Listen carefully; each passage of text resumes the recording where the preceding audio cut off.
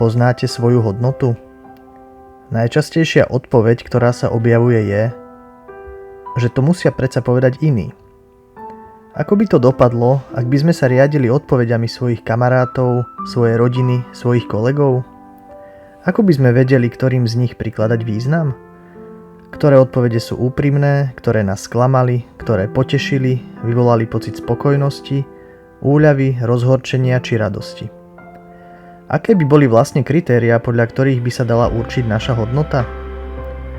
Je otázka, či sú tieto kritériá vôbec uchopiteľné. Uvedomovanie si vlastného života, konkrétneho dňa, konkrétneho pocitu či situácie, vedieť sa pochváliť, vedieť si priznať chybu a učiniť nápravu, byť prítomný a vedieť si uvedomiť seba samého by mohlo napomôcť spoznať odpoveď na otázku, aká je moja hodnota.